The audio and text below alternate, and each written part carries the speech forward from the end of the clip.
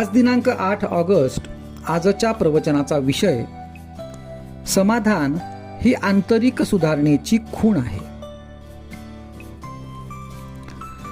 प्रपंचात काय किंवा परमार्थात काय काही पथ्ये पाळायला लागतातच. नेहमी राम करता ही भावना मनात जागृत ठेवा. शोक, चिंता, भीती, आशा, तृष्णा या सर्व राम करता म्हटल्याने नाहीशा होतात. ज्या अर्थी त्या अजून नाहीशा होत नाहीत त्या अर्थी रोग कायमच आहे असे म्हटले पाहिजे.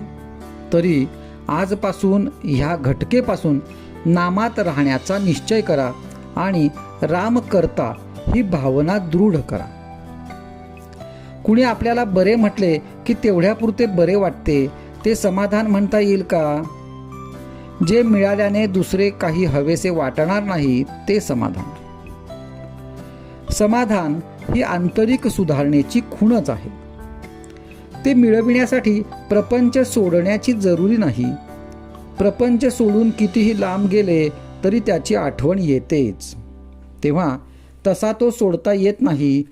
तो एक राम म्हटल्यानेच सुटू शकेल. कोणतेही कर्म करताना भगवंताच्या नामात करा.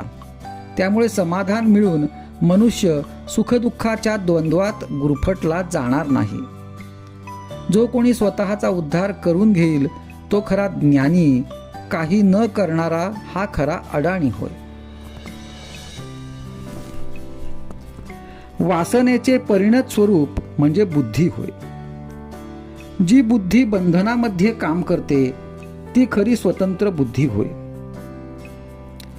बंधनाला न जुमानता मनाप्रमाणे वागणारी ती स्वैराचारी बुद्धी होय. वासना नष्ट होणे म्हणजे देहबुद्धी नष्ट होणे होय. प्रापंचिक मनुष्याला विषय टाकता येतील हे शक्य नाही.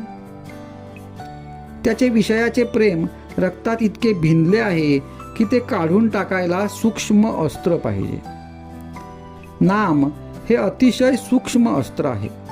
ते घेतल्याने विषयाचे प्रेम नष्ट होईल. खरोखर थोडा मनापासून निश्चय करा.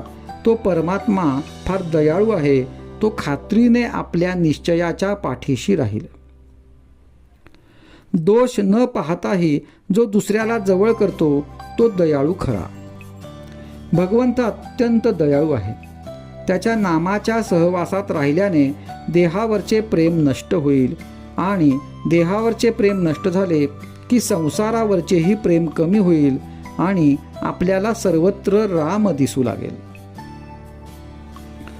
प्रत्येक जीवाची ओढ चिरंतन समाधानाकडेच असते. ती ओढ परमेश्वर प्राप्तीनेच पुरी होऊ शकते. ही प्राप्ती व्हायला अत्यंत सुलभ साधन जर कोणते असेल आणि त्याचा सतत सहवास जर कशाने लाभत असेल तर एका नामानेच. ज्याने नाम हृदयात अखंड बाळगले त्याला सर्वत्र परमेश्वरच दिसेल. इतर साधनांमध्ये उपाधीमुळे थोडी तरी चलबिचल आहे. नाम हे स्थिर आहे. हे भगवंताचे नाम आवडीने घ्या, श्रद्धेने घ्या, मनापासून घ्या. आजचा सुविचार. अखंड नामस्मरणात रहा. किती समाधान राहील.